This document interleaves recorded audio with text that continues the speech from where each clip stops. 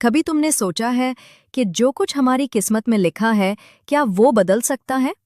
اگر سب کچھ پہلے سے طے ہے تو پھر دعا کیوں مانگے؟ اصل بات یہ ہے کہ دعا تقدیر کا حصہ ہے۔ اللہ نے انسان کو اختیار بھی دیا ہے اور دعا بھی، تاکہ وہ اپنے رب سے مانگ کر اپنی حالت بدل سکے۔ نبی صلی اللہ علیہ وسلم نے فرمایا، دعا تقدیر کو بدل دیتی ہے۔ ترمذی۔